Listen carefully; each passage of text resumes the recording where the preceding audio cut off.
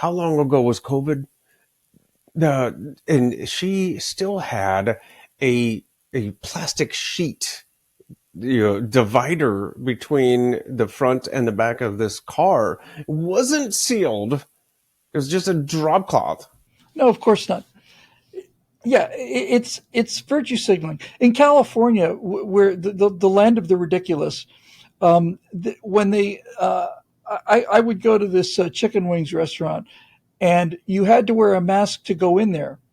But once you got sat at your table and started eating, you could take your mask off because those COVID viruses, they're smart enough to gather by the doors. You see, the viruses hang out in mobs by the door, and as long as you got your mask on when you go through the door, then you can get past where all the COVID viruses are hanging out, getting ready to mug you.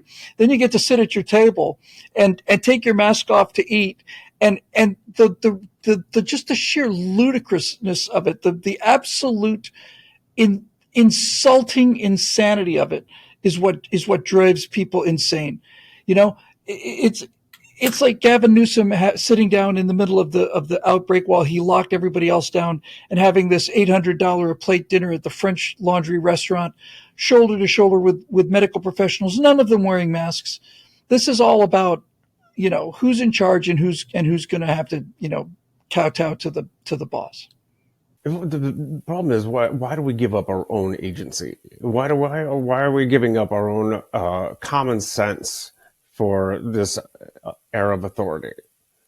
Well, I'm pretty sure it was a guy named Eric. I'm pretty sure it was Eric Fromm, a psychologist. It might have been Jung, but I think it was Eric Fromm, who wrote a book called Escape from Freedom. And basically, his thesis, and I think he's right, is that for a lot of people, I don't know what the percentages are. It's certainly, there's a much higher percentage of people in America who are brave enough to be free. But basically, in Escape from Freedom, he argued that people look for totalitarian solutions because it frees them from the stress and the mental turmoil of having to face the world on a daily basis. If you have to go buy your own insurance and you have to, shop at different plans and make sure that the monthly payment is made, and then you have to deal with the co-pays and you have to the lab fees. This is a lot more complicated than just having the government give you a card so you can go and get your crappy state-run health care.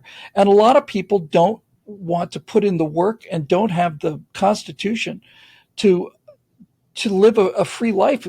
I mean, Fromm's point was, if it was Fromm, but the point of the book was, it takes work and it takes courage to be the master of your own destiny. And a lot of people just don't have it, Aaron. They just don't have it. They would much rather be comfortable than happy. And I've seen that many, many times. And I'm sure you have too. Sounds like a mix of decision fatigue with this lack of willingness to be responsible for one's own actions. I mean, there was a study. I don't know. I think where they had test subjects in a room with a dial, and it was a button, and they had it was other lab assistants playing the subject. You had somebody come in with a lab coat and a stethoscope and said, press the button and you will electrocute that other person. That's right. And no matter how, and it was a dial to turn up the power. That's right. And no matter how much the person screamed in the other room, so many of these, the actual test subjects, just surrender to the authority. That's right. Are you sure about this? It sounds like he's really in pain. Nope. Administer a level 8 shock. He got the answer wrong, and the guy's in a white lab coat, so they do it. Now, not everybody does it. Certainly, I can speak with confidence for myself and for you. If we'd been placed in that experiment and we're pushing a button that's causing somebody, agony, at this point we're going to say, you know what? I'm done with your effing experiment. And furthermore, I'm making a phone call to the police.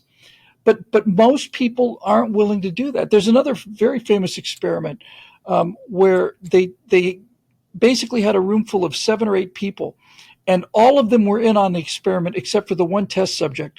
And the guy came in and said, "We're just doing an experiment on perception." And so we would hold up this board that had different lengths of line.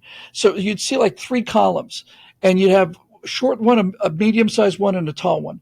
And he would say, which one is A more like is it the long one or is it the shorter one? Basically, you had